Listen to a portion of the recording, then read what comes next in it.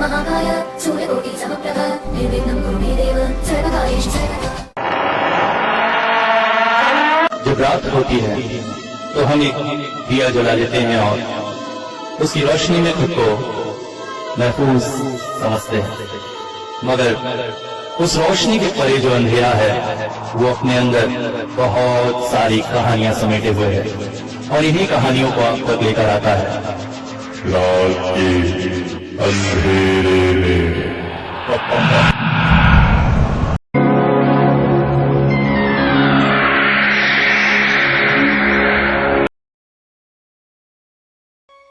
ए भाई, मेरे लिए भी कोई ट्यूशन व्यूशन देखना यार। चाय के ठेले पे खड़े खड़े विनोद ने नितेश से कहा, ट्यूशन? हाँ यार, देखना कॉलेज कंप्लीट होने के बाद से घर में बैठा हूँ।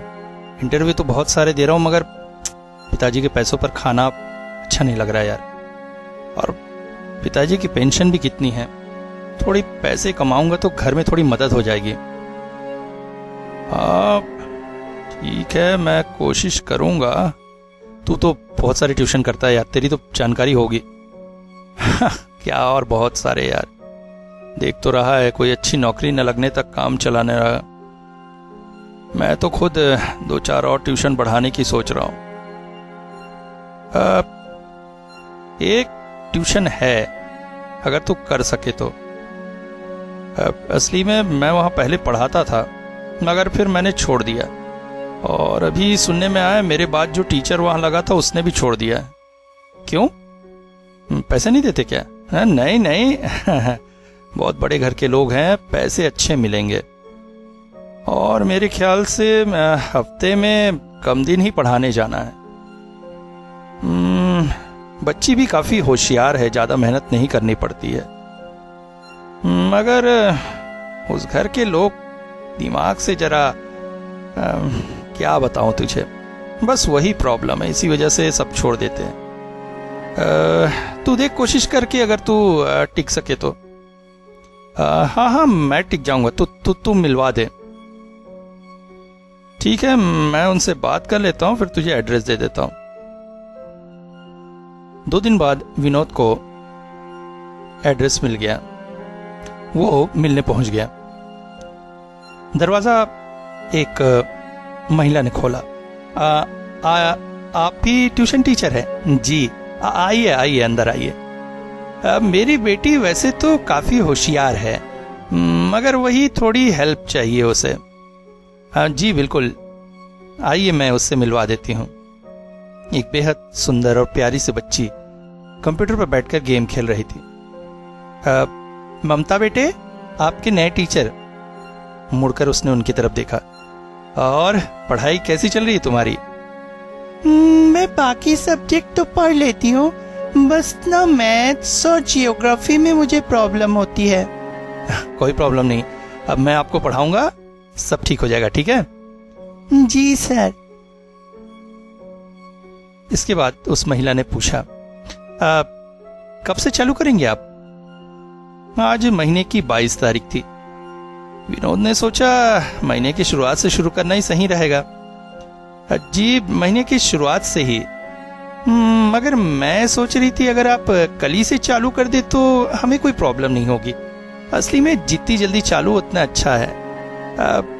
नितेश सर ने तो आपको बताया ही होगा, वो अच्छा ही पढ़ा रहे थे, मगर उनकी तबीयत खराब हो गई, इस वजह से इतनी दूर नहीं आ पा रहे हैं। क्या कहते हैं आप? विनोद को जैसे मनमागी मुराद मिल गई। 8 दिन की तनख्वाह सही मिल तो जाएगी। ठीक है, मैं कल से आ जाता हूँ। आइए मेरे पति से मिल लीजिए। उनके पति भी काफी मिलनसार थे। विनोद आश्चर्यचकित था। इतने धनी लोग, उसने तो मन में सोचा था काफी एरोगेंट और घमंडी होंगे, मगर जैसे ही उसने उस व्यक्ति को सर कहा तो वो बोल पड़ा, अरे अरे ये सर क्या है भाई, ये सब ऑफिस में अच्छा लगता है। अब तुम मुझे दादा बुलाओ और इनको भाभी, क्या बोलते हो? जी बिल्कुल बिल्कुल। आइए, मैं अपने बेटे से आपको मिलाती हूँ। उससे नहीं मिलाऊंगी तो वो गुस्सा करेगा कि दीदी का टीचर कौन है। कहकर वो महिला विनोद को पास ही के कमरे में ले गई। मगर यहां पहुंचकर विनोद बेहद आश्चर्यचकित हुआ। कमरे में एक काले रंग की बिल्ली बैठी हुई थी। सौरभ, सौरभ, देखो तुम्हारी दीदी के नए टीचर आए हैं। देखकर विनोद चौंक पड़ा। वो महिला उस बिल्ली से ठीक वैसी ही बातें कर रही थी जैसे वो उनका अपना लड़का हो। बिल्ली को देखने में भी बहुत ही आश्चर्यजनक था। काले रंग की बिल्ली, हरी आंखें। महिला के बोलने पर वो एकटक विनोद की तरफ देखने लगी। एक दो बार म्याऊं की आवाज भी निकाली। सौरभ का बहुत पसंद आए हैं, बताइए। चलिए, अच्छा है, अच्छे से उसकी बहन को पढ़ाइए। विनोद आश्चर्यचकित था। एक बिल्ली को इस तरह से कौन ट्रीट करता है? मगर उसे याद आया, नितेश ने कहा था इनके दिमाग में थोड़ी सी, कहीं यही तो वो कारण नहीं है। खैर, उसे इससे क्या मतलब। अगले दिन वो ममता को पढ़ाने पहुंच गया। ममता काफी होशियार बच्ची थी, तेजी से हर चीज कैच करती थी। अभी वो उसे पढ़ा ही रहा था कि अचानक बिल्ली कमरे में आ गई और म्याऊं म्याऊं करती घूमने लगी। ममता जैसे अपने छोटे भाई को डांट रही हो उसी अंदाज में बोली, "हे, आज मैं तेरे साथ नहीं खेलूंगी, मैं पढ़ रही हूं ना, तंग नहीं कर, नहीं तो मम्मी से कह दूंगी, जा बाद में खेलेंगे।" और उसकी बात सुनकर बिल्ली भी अजीबोगरीब ढंग से कमरे से बाहर निकल गई। अचानक ही विनोद के दिमाग में एक सवाल गूंजा, ममता, तुम्हारी बिल्ली की उम्र कितनी है? बिल्ली? ओ भाई, 6 साल करीब होगी, कहकर फिर वो पढ़ाई में बिजी हो गई। विनोद और कुछ पूछना चाहता था मगर पूछ न सका। अभी ज्वाइन करते ही साथ इन सब बातों में टांग अड़ाना कुछ सही नहीं लग रहा था। पढ़ाई खत्म होते होते करीब 9 बज गए। इसके बाद उन लोगों ने जोर करके विनोद को रात का डिनर वहीं करने पर मजबूर किया। साथ साथ वो लोग भी खाने बैठ गए। विनोद उनके इस अच्छे व्यवहार से बेहद प्रसन्न था। खा पी कर घर से निकलते निकलते करीब 10:30 बज रहे थे। बाहर का दरवाजा खोलकर विनोद जैसे ही बाहर जा रहा था, अचानक उसे लगा जैसे उसे कोई देख रहा है। उसने ऊपर की खिड़की की तरफ नजर डाली। ये वही कमरा था जिसमें वो बिल्ली, मतलब परिवार वालों का सौरभ, बैठा हुआ था। उसने खिड़की की तरफ देखा। एक पल को आश्चर्यचकित हो गया। पर्दे की आड़ से एक परछाई उसे देख रही थी। परछाई को देखकर ऐसा लग रहा था जैसे कोई छोटा लड़का हो। विनोद चौंका। एक बार नजरें वहां से हटाकर दोबारा उधर देखते ही साथ वहां पर कोई नहीं था। आश्चर्य। अगले दिन पढ़ाने जाने के बाद जैसे ही वो पढ़ाई से निवृत्त हुआ, ममता के पिता ने उन्हें बुलाया। उसने सोचा शायद पढ़ाई के बारे में कुछ कमेंट देंगे, मगर उन्होंने एक सफेद लिफाफा उसके हाथों में पकड़ा दिया। तुम्हारे सैलरी एडवांस में दे रहा हूं। अब जब पढ़ाने आ ही रहे हो तो क्या महीने के अंत में, क्या एडवांस में। विनोद आश्चर्यचकित था। ऐसे भी लोग होते हैं क्या? उसकी खुशी का ठिकाना न था। उस दिन भी डिनर उसने उन्हीं के साथ किया। अब वो लोग उसके साथ ऐसे घुल मिल गए थे और खाने ऐसे बैठ जाते थे जैसे वो घर का सदस्य ही हो। उसके साथ ही वो डिनर से निवृत्त हो जाते थे। पकवान भी बेहद स्वादिष्ट होते थे। घर पहुंचकर उसने लिफाफा खोलकर देखा। पूरे 3000 रुपए थे। उफ, मगर इस महीने तो सिर्फ 8 दिन पढ़ाना है, मगर उसके भी बहुत ही अच्छे लोग हैं। ये पैसे विनोद के लिए बहुत मायने रखते थे। उसने खुशी खुशी पैसे पिताजी के हाथ में दे दिए। पिताजी की भी आंखें छलक आई थी। बेटे की पहली कमाई जब पिता के हाथ में आती है तो वो बेहद खुश हो जाते हैं। हाँ, अच्छे से मेहनत करो बेटा, है ना, जीवन में आगे बढ़ना है। धीरे धीरे समय व्यतीत होने लगा, मगर विनोद को पता नहीं क्यों उस घर में अच्छा लगकर भी अच्छा नहीं लगता था। घर के सभी लोगों का व्यवहार बहुत ही अच्छा था, मगर बिल्ली को लेकर वो लोग जिस तरह की अजूबा व्यवहार करते थे वो विनोद को थोड़ा इरिटेट करता था। यहां तक कि घर की नौकरानी भी बिल्ली को ऐसे ट्रीट करती थी जैसे वो घर का बेटा हो। घर के लोगों की बात समझ में आती है कि इमोशनली बॉन्डेड है, मगर नौकरानी ऐसा क्यों? क्या पैसों के लिए?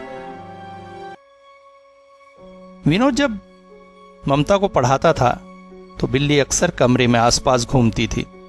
कई बार वो विनोद के पैरों के पास अपना शरीर छुआते जाती थी।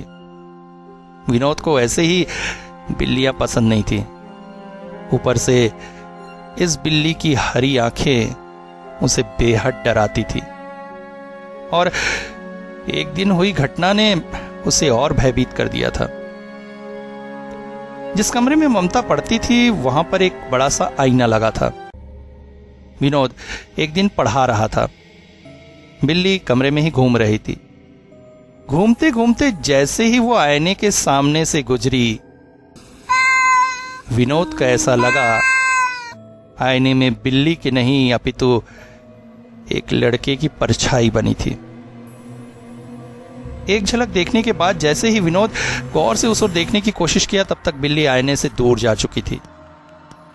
इस वजह से वो कुछ स्पष्ट नहीं देख पाया, मगर उसका दिल धड़क सा उठा था। आखिर ये सब है क्या? एक दिन विनोद नितेश से मिला। उसने नितेश को बताया कि घर तो बहुत अच्छा है, काम भी अच्छा चल रहा है, मगर वो बिल्ली उसे बहुत इरिटेट कर रही है। नितेश बोल पड़ा, अरे वही तो प्रॉब्लम है भाई, उसी की वजह से तो मैंने भी छोड़ा और मेरे ख्याल से तेरे पहले के टीचर ने भी छोड़ा। वैसे ये बिल्ली है क्या और कहां से आई है? पता नहीं, बस इतना पता है कि इनका एक लड़का था सौरभ नाम का, जो किसी बीमारी के चलते मर गया। उसकी मौत के 3-4 दिन बाद ही अचानक ये बिल्ली उनके घर में आई थी और मैडम के पास आई। बिल्ली का व्यवहार थोड़ा अजीब सा था, मैडम को बहुत ज्यादा प्यार कर रही थी। सबसे अजीब बात थी कि सौरभ की आंखें ठीक वैसी ही हरी थी जैसी इस बिल्ली की। इस वजह से वो लोग अब उस बिल्ली को अपने बेटे की तरह ही ट्रीट करते हैं। अब तुझे इससे क्या मतलब? पैसे मिल रहे, चुपचाप ले काम कर। विनोद ने भी यही बात सोची थी, मगर बिल्ली की उपस्थिति अब उसे बहुत ज्यादा परेशान कर रही थी। बिल्ली भी न जाने क्यों विनोद के बहुत आसपास घूमती थी। उस दिन महीने का आखिरी दिन था। विनोद के हाथों में फिर से वही सफेद लिफाफा था। सब बैठकर डिनर कर रहे थे।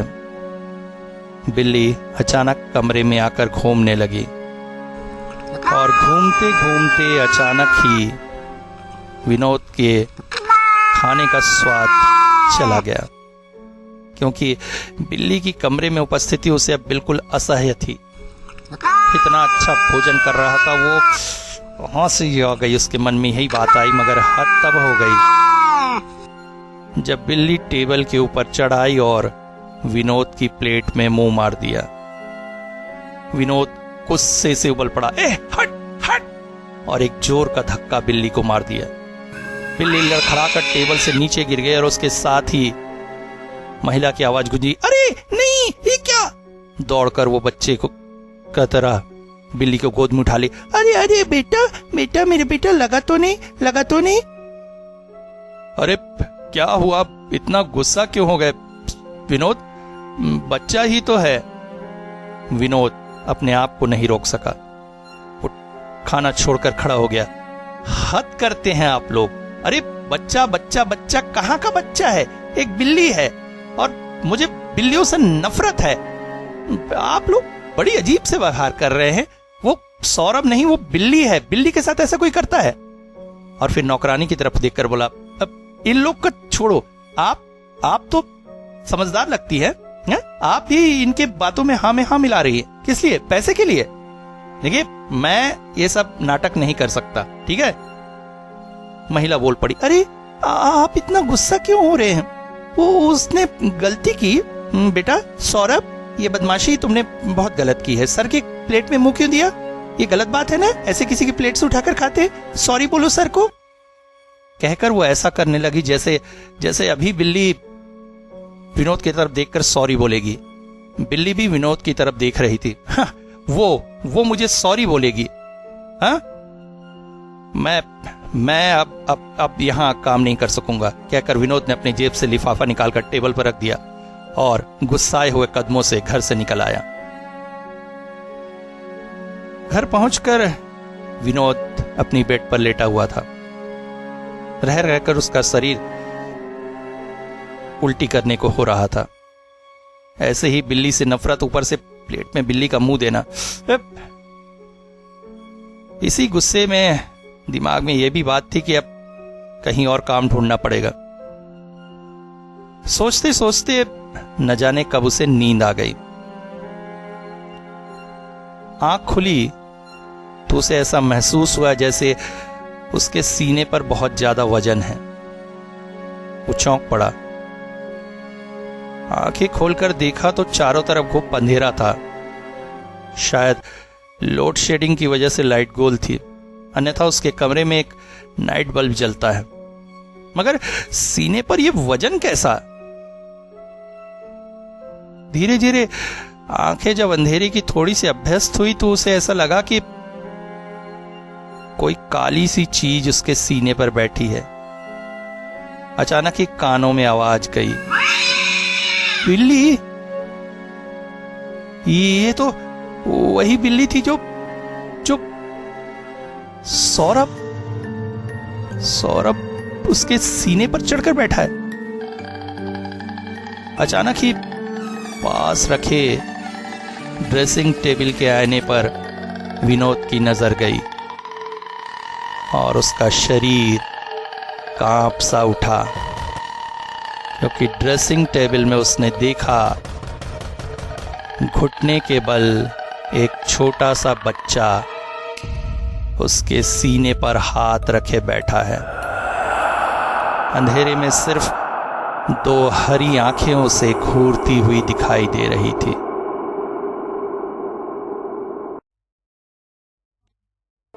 नितेश अचानक चौंक पड़ा। अबे सुन! इतने दिनों बाद विनोद को देखकर वो खुश हो गया था। अरे तू कहां जा रहा है? बस भाई, एक इंटरव्यू देने जा रहा था। और तेरा क्या हाल है? बस उन्हीं के यहाँ ट्यूशन चल रहा है। आजकल सैलरी उन्होंने 5,000 कर दी है।